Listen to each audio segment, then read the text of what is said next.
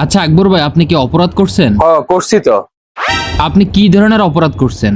বাংলাদেশের সবচেয়ে বড় অপরাধ আমি করছি। কি বলেন ভাই, আপনি খুন করছেন? ধর্মিয়া, খুনের থেকে বড় অপরাধ করছি। শুনতে চান কি? অবশ্যই শুনবো, বলেন ভাই। আচ্ছা তাহলে শোনেন। বাংলাদেশই এমন একটা দেশ যেখানে টাকা ধার দেওয়ার সময় আপনি সে চাইছে, আপনি তাকে সমস্যার সমাধানের জন্য এই টাকাটা দিয়ে দিচ্ছেন, ঠিক আছে?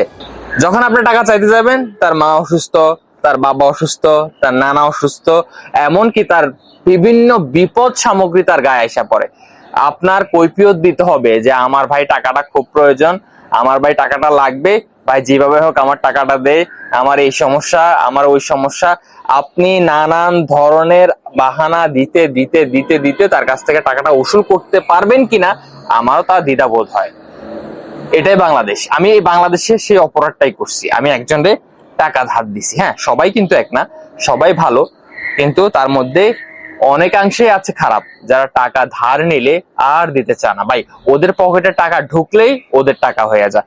আমি একজনের কর্জে হাসানা মানে সোয়াবের আশায় টাকাটা দিছিলাম, কিন্তু সে আমার আমার বেতন থেকে আমার প্রয়োজনীয় টাকাটা ছিল তাকে দিছিলাম, কিন্তু সে আর আমার টাকাটা দিচ্ছে না। সে নাকি নানান ধরনের বিপদে পড়ে গেছে, আমার টাকা নিয়ে নাকি সে বিপদে পড়ছে। তো বলেন ভাই, এটা কি বাংলাদেশ সর্বোচ্চ অপরাধ আমি করি নাই? একজনের টাকা ধার দিয়ে আমি তারা বিপদে ফেলাই দিছি। কি বলেন ভাই, আপনি এই অপরাধটা করছেন? পরে ভাই আমি সেই অপরাধটাই করছি, বুঝছেন? আপনারাও দিয়েন, টাকা ধার দিয়ে এই অপরাধের সাথে লিপ্ত হয়ে যায়। এটাতে কোনো কিন্তু ইয়া নাই, ওই যে আপনার জেল হাজত নাই। এটা এটা এই জন্য সবচেয়ে বড় অপরাধ। এটা জেল হাজতও আপনি, আসামিও আপনি, উকিলও আপনি, জজও আপনি।